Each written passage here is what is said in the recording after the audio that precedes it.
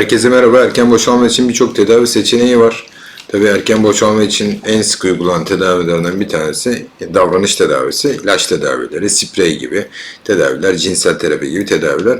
Ama son dönemde penis başı dolgu tedavisi oldukça popüler olmaya başladı. Penis başı dolgu tedavisinde biz penise hyaluronik asit dolgu enjeksiyonu yapıyoruz. Daha önceki çalışmalarda etki süresinin 3 ya da 5 yıl civarında sürdüğü zaten söylenmişti.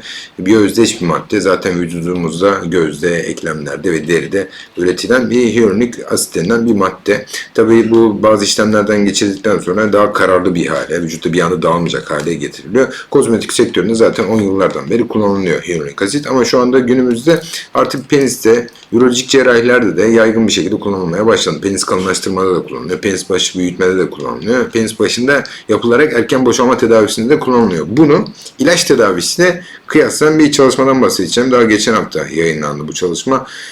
Yani 100 hastaya, 110 hastaya 55'ine ilaç tedavisi başlandı. 55 tanesine de penis başı dolgu tedavisi uygulandı. Sonuçları nasıl? İlk 3 ay için çok olumlu sonuçlar veriyor. Bu arada penis başı dolgu tedavisini bu şekilde yapmış. 5 bölgeye yapılıyor. Yaklaşık 2 cc hacminde hyaluronik asit enjeksiyonu yapılıyor. Hyaluronik asit enjeksiyonu sonrasında kıyaslama yapmışlar. Birinci ayın sonunda mavi ile gördüğünüz ilaç tedavisi, kırmızı ile gördüğünüzde hyaluronik asit dolgu enjeksiyon tedavisi hastaların sonuçları erken boşalmadaki ilişki sürelerini yazmışlar. Buraya kıyaslamışlar. Gördüğünüz gibi 6 ay, özür dilerim, 6 aya kadar penis başı dolgu tedavisi oldukça başarılı. Sürelere baktığımız zaman oldukça fark var. Grup B'de yaklaşık artık 300 saniyeye kadar varmış.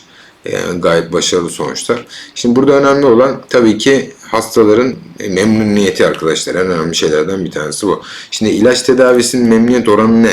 İlaç tedavisindeki memnuniyet oranı arkadaşlar globalde tüm dünyada yapılan çalışmalara baktığımız zaman tamam ilaç etkili ama yan etkisi de oldukça var.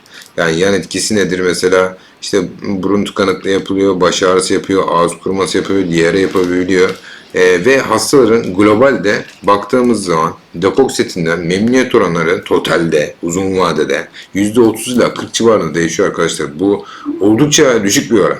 Yani şimdi hastalar zaten çok etkili bir ilaç olsa bunu sürekli alır ve sürekli kullanıyorlar zaten hastalar bunlar. Ama ne yazık ki Depoxetin'de biz hastaya yönlendiriyoruz mesela ilk alına. Çünkü dünyada tek endikasyon, bu konuyla ilgili tek endikasyon almış ilaç.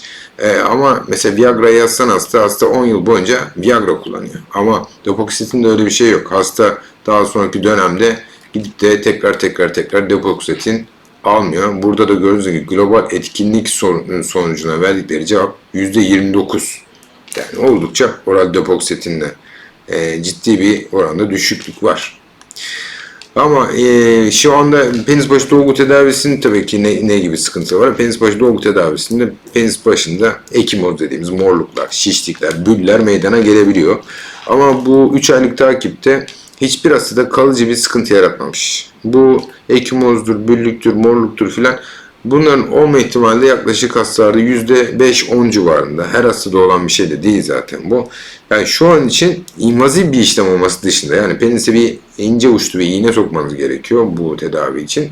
O sıkıntısı dışında penis başı dolgusu oldukça anlamlı gözüküyor erken boşalma tedavisinde.